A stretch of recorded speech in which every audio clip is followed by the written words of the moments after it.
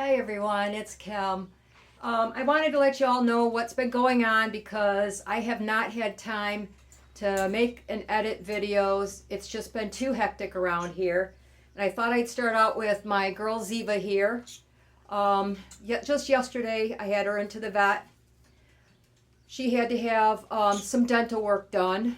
And I always worry because she's extremely sensitive to anesthesia, and I lost her father to anesthesia, so of course that's always a big worry to me. Luckily she made it through okay. They did have to pull one of her back molars, it was broken, so that's what I've been doing with her.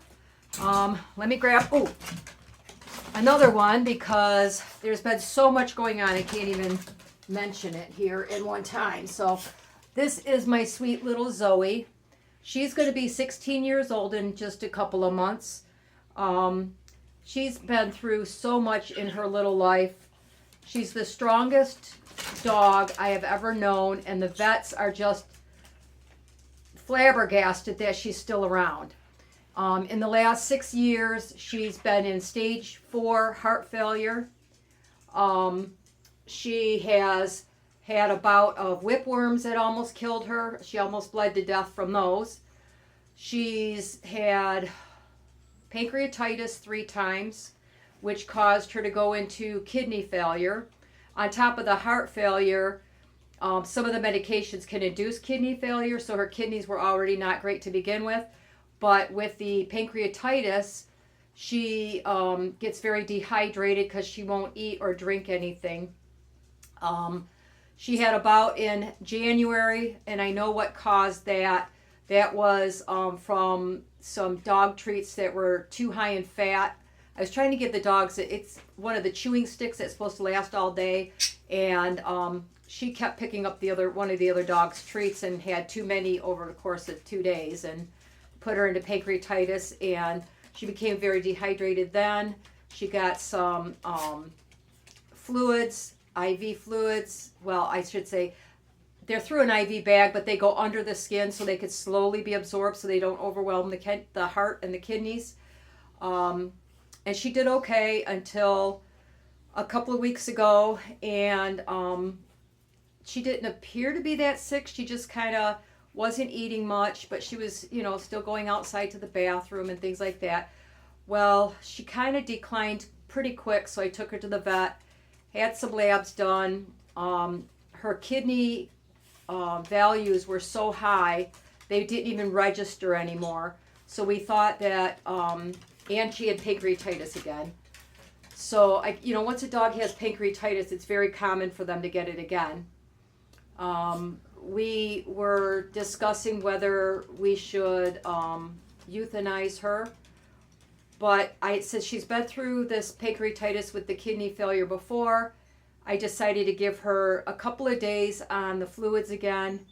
Her lab values improved enough that they were readable.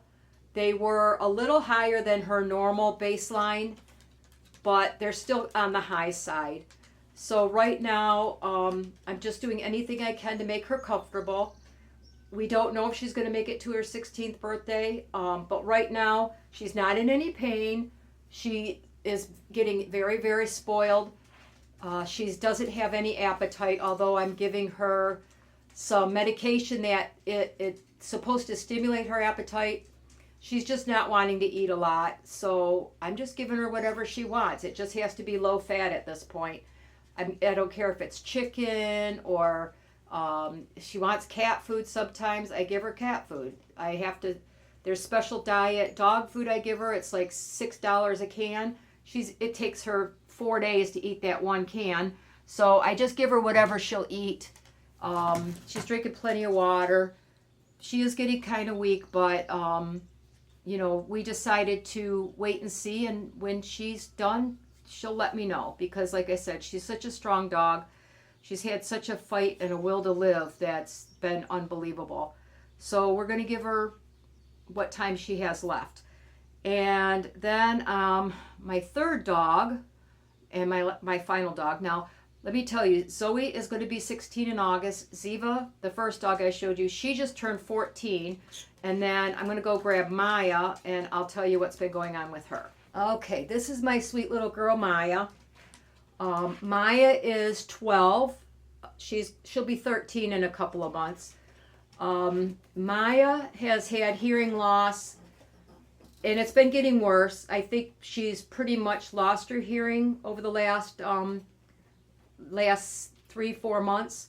But unfortunately, I think it was May 1st. The night before, she was up all night. She was obviously in some kind of pain. Couldn't figure out where it was coming from. I always keep pain medicine at home, so I was able to keep it somewhat down for a little while. By the time I woke up the next morning, although she kept me up most of the night, wanting to be comforted, she pokes me with her paw when she needs something. And by the next morning, her left eye, was like almost bulging out of her head, and it was just horrible looking. It was gray, and I can't even explain it. It was just really horrible. So of course I rushed her to the vet as an emergency, and they saw her right away. They didn't know if it was infection, although her lab values were all normal. They didn't know. The eye pressure was exceptionally high. Now, she's had cataracts for about a year, and she was slowly losing her vision. She could still get around okay. She was seeing okay, but her vision was impaired. It was kind of like me without my glasses, So we started her on medications for glaucoma, thinking it was that, and she did okay with it for a couple of weeks, and then she started picking at me again at night, and we realized that her eye was starting to swell up again, even with the glaucoma medications. Went back to the vet, and we put her back on some antibiotics and things like that for her eye, just to be sure we were ruling everything out. Well, my vet is in contact with one of the best doggy eye vets in the state. And they discussed her case. We had taken a lot of pictures and talked about the pressures and how it just pops up so suddenly. And that vet determined it's not only the cataracts, but she's also getting a condition called uveitis as well as the glaucoma. And those two kind of take exact opposite treatments. One is medication to bring the eye pressure down, and then the other one is so that the eye pressure doesn't go too low. So we've been playing this balancing act with these medications to keep her out of pain. And I realized over the last 2 days or so, I think she's completely lost her vision now. She's been kind of wandering around in circles, trying to figure out where things are at. Right now she's running into my tripod, because she doesn't see it. She has no idea that it's there. So she has been wanting to sit on my lap and have me constantly with her, which I don't blame her, because it's very frightening. She's been potty pad trained for years. All my dogs have. So she knows where the potty pad is in the bathroom if she needs to go by herself. Up until yesterday, she was still going outside to go to the bathroom. It didn't seem to bother her to go outside. But today, she's very fearful to go outside. So I've just been letting her use her potty pads. I'll have to I want to get some washable ones, because those things are just expensive. And I'm going through one every single day, 1 or 2. So I need to find ways to make her life easier.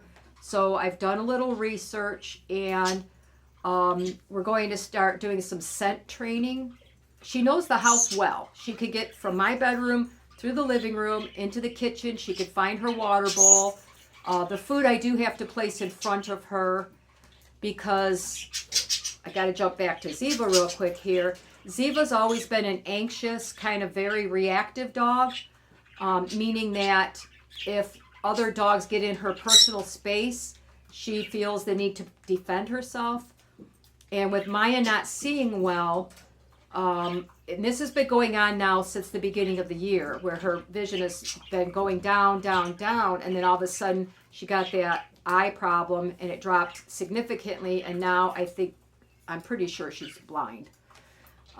So a couple weeks ago when Ziva went in for her blood work, her annual work, and we just realized that she had this broken, or this tooth that needed to come out, we started Ziva on Prozac to help with her anxiety and to kind of get that reactiveness down. That's been helping quite a bit, actually. She's much calmer. She doesn't lash out at Maya. I think it's calmed her down enough that she grumbles at her. It's not a true growl. It's kind of like a get away from me kid type thing. But she hasn't been lashing out at her, being in her personal space. So anyway, and I have been working on my garden. I had to get that going. That's fully planted. I had to remove some flower beds that were overrun with a very invasive weed. And I'll do a tour of that just to show you where it's at this time of year. So anyway, I just thought I'd let you know what's going on. I'm looking for ways to help Maya. She can't hear, so I can't do bells and things like that. Like I said, I'm going to do some scent training. I'll put, and I have to be careful what I use because I have my parrots and they cannot be around like candles and strongly scented things. So I did a little research. It sounds like vanilla, vanilla extract is going to work okay for us. And I can use that as a way to mark where doorways are, where her food bowl is. I'll mark again around her potty pads so she can sniff where she needs to go. Because right now all she has is her nose, left, and of course touch. My daughter bought her a special halo. It goes in front of her so she doesn't bump into things. I just have to get down to her house to pick it up. And there's a couple other things I've been checking into because Maya, she can't play. I want to enrich her life. I want her to have a healthy, enriched life. She's a very healthy dog other than her vision and her hearing. So I have a feeling she's going to be with me for a few years. So I found things called lick mats, and I ordered some off of Amazon, and I found things called snuffle mats, and I'm going to make her one of those, and hopefully I have time to show you guys how to make one. And I'm looking for, she likes to chew on things, but not like the bully sticks and stuff like that, but I can't give her those because if Zoe gets a hold of them, it literally could kill her if she goes into pancreatitis again. So I'm trying to find something. She doesn't chew on like Nylabones or anything like that. It has to have like that strong beefy flavor type stuff, I guess, if you want to call it that. So I thought that's where the lick mat comes in because, you could put wet dog food on it or peanut butter, stuff like that. So I'm looking for some kind of like a bone or something maybe that she can chew, that she could take time to do that. That would give me time to maybe, get my housework done before she wants me to be with her all the time. So if you have any ideas on things like that, I would really appreciate it. And anyway, that's where we're at. I've been just trying to keep my dogs healthy and happy and live life and get my food going out in the yard. And it's not been easy. It's been very stressful because I love my animals very, very, very much. They're like children to me. And I just want them to be happy and not suffer. So if you're an animal lover like me, you'll understand what's going on. So anyway, I will let you go, and I will do a tour of the garden for you. I'll try to even do that tonight. Don't know if I'll upload it tonight, but I'll try to get it done. And we'll see about making Maya that snuffle mat, because that's something I could do while she's sitting on my lap at night when I'm watching TV or something like that. So anyway, I hope you guys are doing well. I hope things are good for you, and talk to you soon. Bye.